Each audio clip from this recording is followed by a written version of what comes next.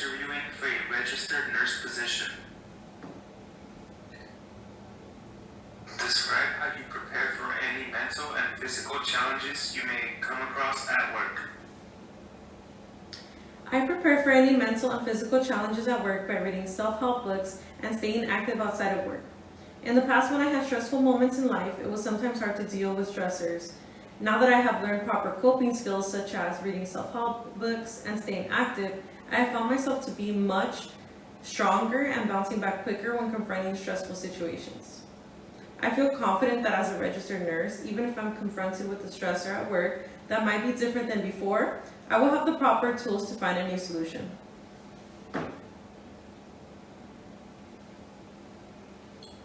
Describe what you would do if you encountered a language barrier with a patient. If I encountered a language barrier with the patient, I would find the support that is available to me within my department to find a translator. When I worked as a supervisor for a logistics company, one of the main issues delivery drivers encountered daily were language barriers between them and the customers. When this situation would arise, many found me dependable because I would volunteer to act as a translator or find someone else who could translate quickly. I knew how difficult that situation could be from my previous experience as a delivery driver. If this were to happen in the future, I know I would step up quickly to find a solution within this nursing department and look forward to lending a helping hand when needed.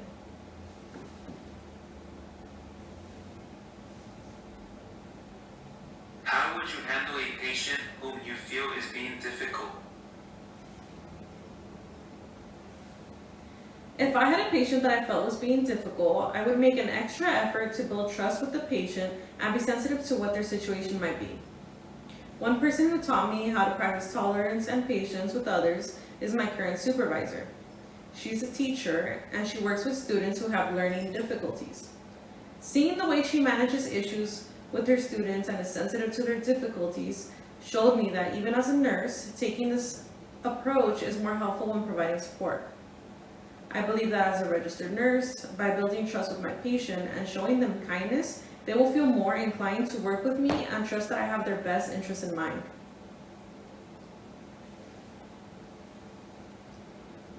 How would you handle a situation where a coworker says that they saw another coworker pocketing a patient's medication?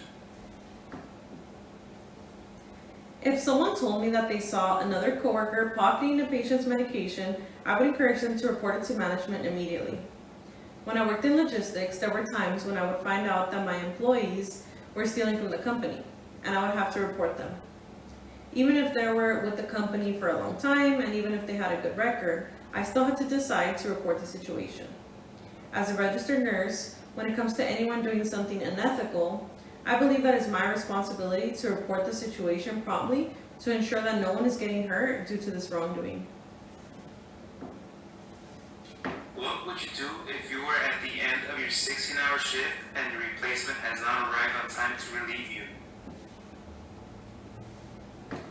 If I was at the end of my 16-hour shift and my replacement had not arrived yet, I would stay on my assignment and call my supervisor so they could check on my replacement and arrange any staff changes if needed.